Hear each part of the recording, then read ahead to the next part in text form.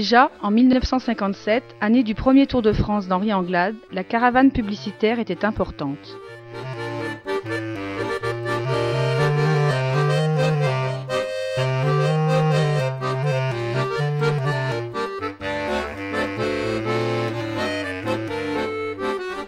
Ce fut l'année de la première victoire de Jacques Anquetil à seulement 23 ans.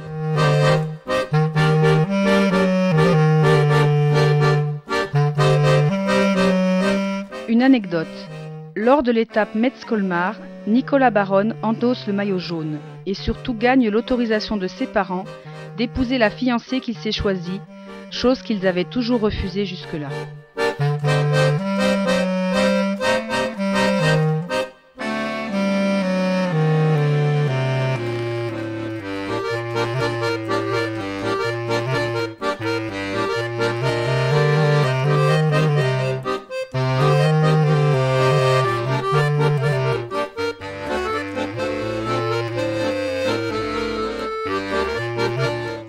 Quant à Henri, déjà il avait besoin de remplir son bidon.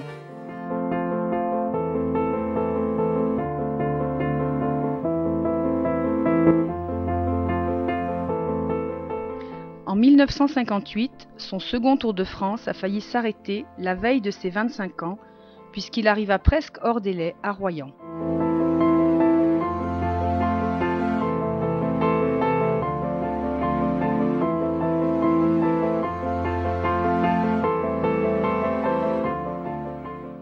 C'est Charlie Gaulle qui remporta cette épreuve et Federico Bahamontes gagna sa première étape.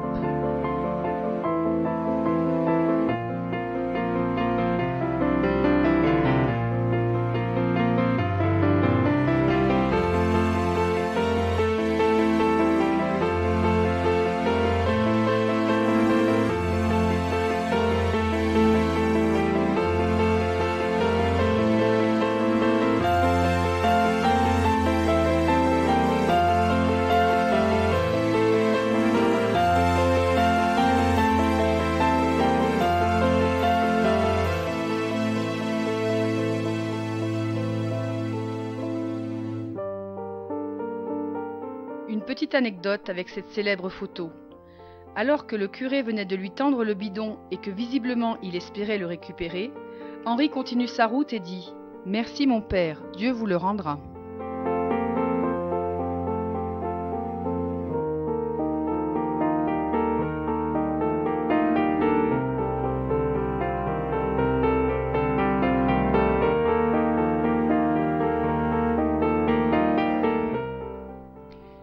C'est auréolé d'un titre de champion de France sur route qu'Henri Anglade attaque le Tour de France 1959, qui verra les adieux de Jean Robic et Louison Bobet.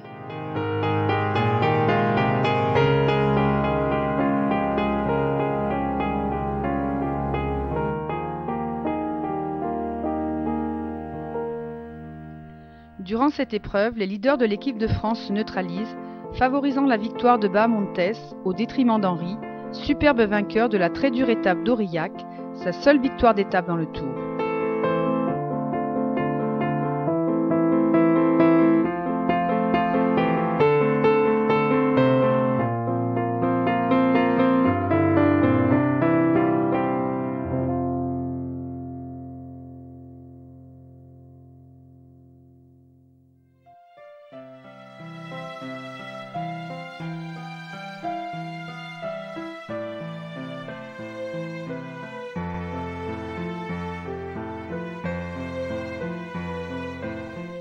Écoutons ce qu'il disait avant d'aborder les Alpes. Vous savez, je frissonne rien qu'à vous entendre parler de gagner le Tour. Parce que vous savez, le rêve de tout coureur cycliste, c'est de participer au Tour de France. Et entre participer au Tour de France et gagner le Tour de France, vous savez, il y a quand même un grand pas. Alors, vous savez, je suis vraiment dans un rêve.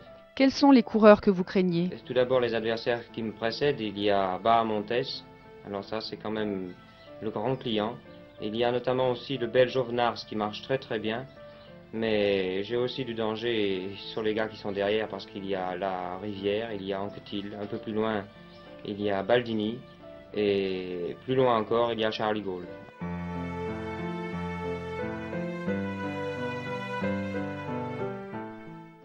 Une Une petite peur? Je rentre dans les Alpes sans appréhension. Jusqu'à présent, j'étais en très bonne condition physique, je suis en parfaite santé, alors il n'y a aucune raison, enfin, bien sûr, il y a toujours des surprises, mais je rentre carrément dans les Alpes, vous savez, je n'ai pas peur des Alpes. Mais ce fut Bahamontes qui leva le bouquet à Paris.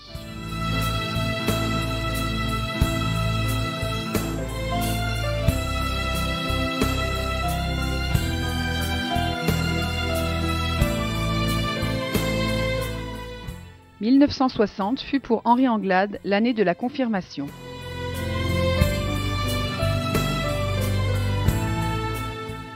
Il assura son rôle de leader avec élégance comme très souvent.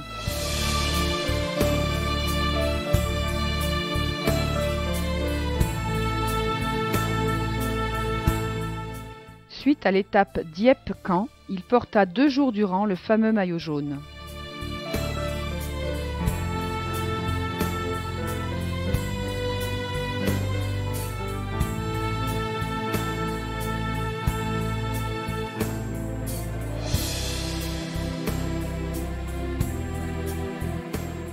C'est l'Italien Nancini qui remporta le Tour, le Français Rivière faisant une chute qui anéantit sa carrière.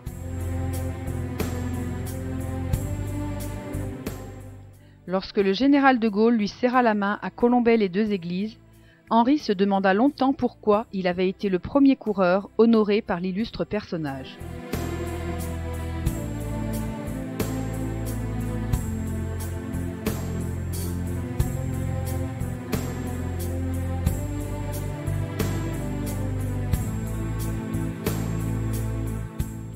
« 1961, année où Jacques Anquetil domina le Tour de la tête et des épaules.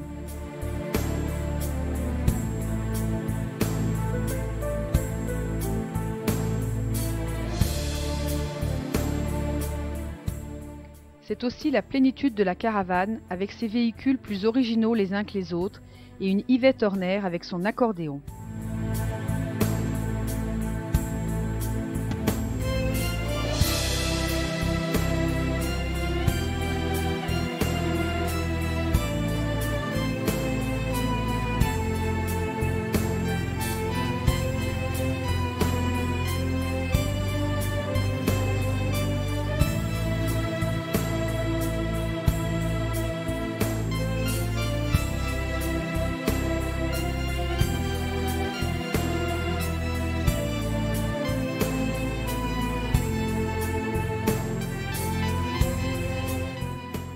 Napoléon, son surnom dans le peloton, s'acquitta à merveille de son rôle d'équipier de luxe pour son leader.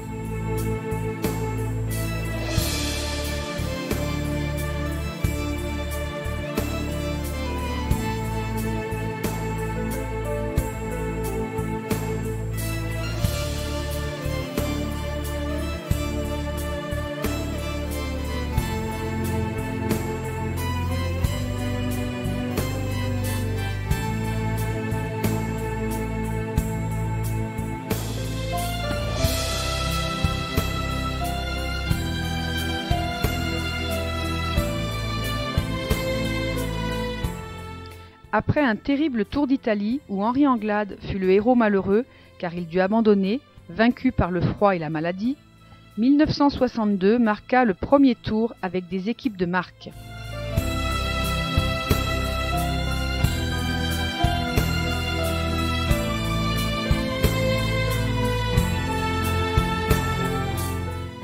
Celui-ci fut dominé par Jacques Anquetil, mais un néophyte fit beaucoup parler de lui par la suite, Raymond Poulidor.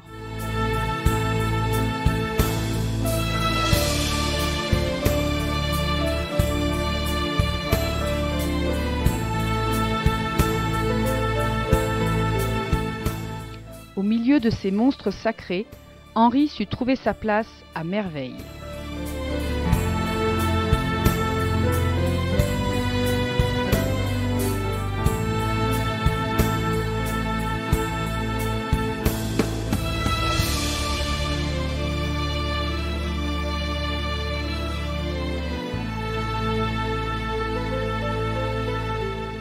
« 1963 est la date de l'incorporation d'Henri Anglade dans l'équipe Pelforce Sauvage le Jeune et le début d'une nouvelle embellie.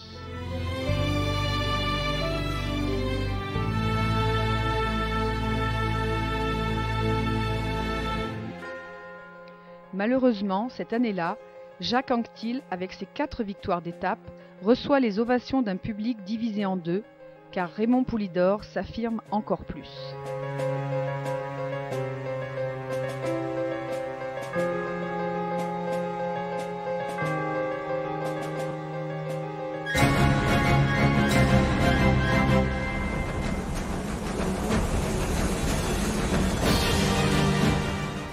« 1964 est une belle année pour Henri Anglade, celle où le Tour fut dominé par le duel Anquetil-Poulidor.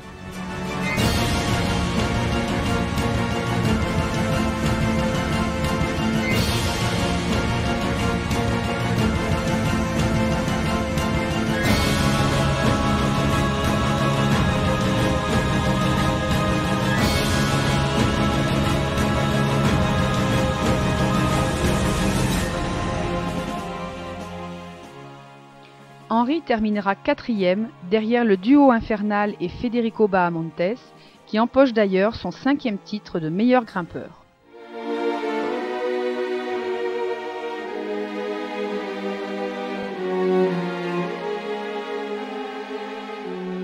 En 1965, c'est l'Italien Felice Gimondi qui remporta le Tour. Henri termina 4e et prépara au mieux sa 2e victoire du championnat de France sur route.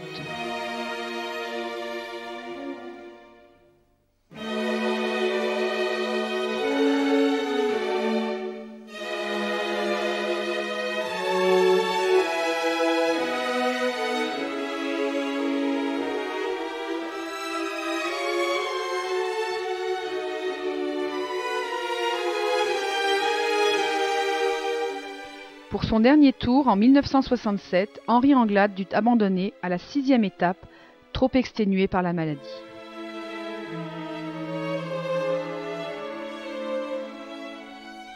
Il quitta la route du Tour qui, cette année-là, vécut un drame terrible que personne ne peut oublier.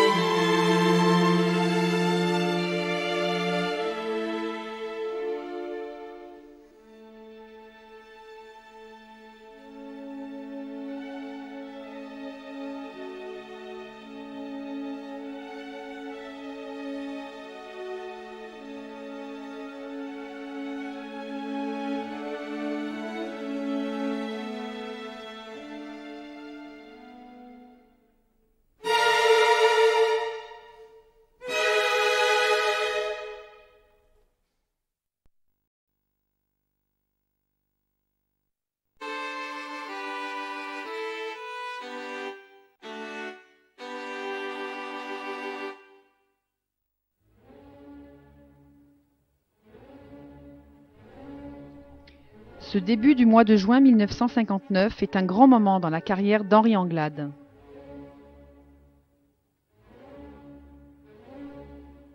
Une semaine durant, il marqua le critérium du Dauphiné libéré de son empreinte.